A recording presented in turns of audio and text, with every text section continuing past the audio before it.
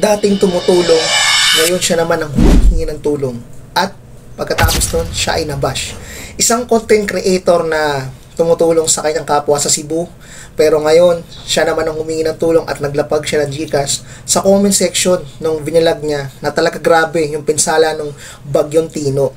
At sa hindi nakakilala dito sa vlogger na to, si Mikay Ortiz, at papakilala ko sa inyo dahil siya ay naging tutorial content sa mundo ng Facebook Reels. Kung nagpe-Facebook Reels kayo, doon, makikilala nyo to si Inday Bida-Bida o si Mikay Ortiz, itong vlogger na to.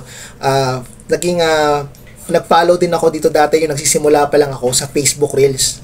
Yung bago pa lang ako sa pagko-content, nakilala ko to si Mikay Ortiz dahil nga sa mga tutorial content nila. At kalaunan, nung nakilala siya sa mundo ng pag-tutorial, no, dumami yung mga tutorial content na yan. At yung iba, hindi na makatotohanan. Marami nang nadedebunk sila. Dahil nga sa sobrang dami ng tutorial content na yan sa Facebook Reels, yun na. Nagsidami na lahat. Hindi na totoo yung iba. At dito nga nakilala itong si Mikay Ortiz. Actually, nag-follow din ako dito, no. At dahil nga nung nakaraan, naglindol lang Cebu, hindi pa nakaka-move on after nung malakas na 6.5 magnitude na lindol.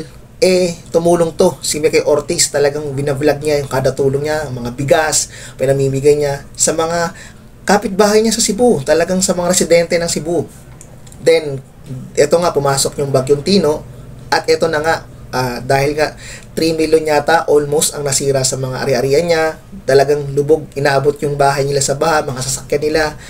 Sobra humingi ho siya ng tulong. At sabi nga sa caption na dati ako yung tumutulong pero ako naman na manghihingi ng tulong sa inyo.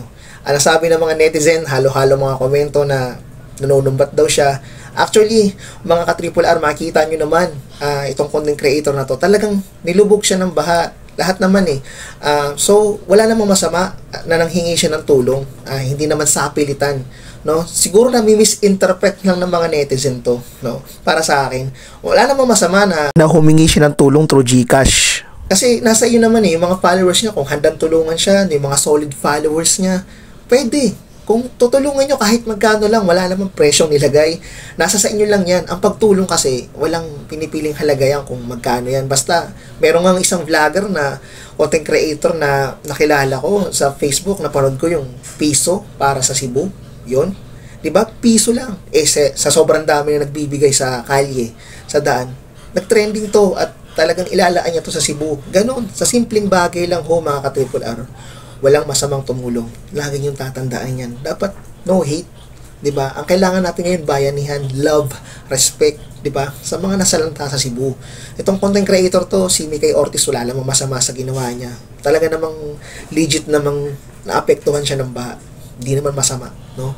Ang minasama lang, nabash pa siya, trending pa siya, 'di ba? Dagdag ano pa rin yan kita sa Facebook niya yan So, 'di ba? Yung mga nababash sa kanya, negative na pambabash is trending pa rin kung isa kang content creator. Kagaya nito, nire-react ko lang, nagko-content lang ako para sa kanya. Kasi nagbibigay lang ako ng opinion na tayong mga Pilipino is marami talaga mga toxic sa atin, no?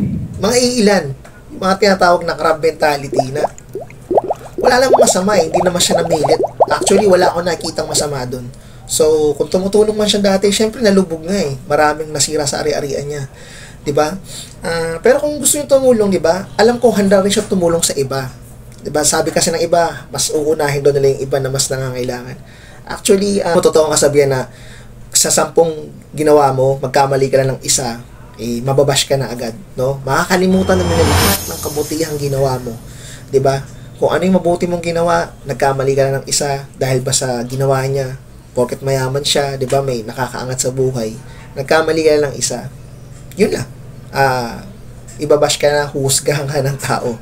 Nakalimutan na nila yung kabutihang ginawa mo. Kaya wag ho tayong ganyan.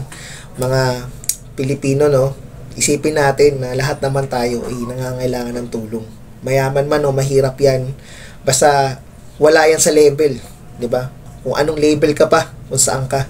Basta lumubog sa baha. So kasama na diyan kung yung kurakot yung sa mga flood control project, dahil nga nilubog ang Cebu, sisisihin din yung mga ghost project, flood control project, lahat na yan sama-sama na. Yun lang, ganito lang mga Triple R.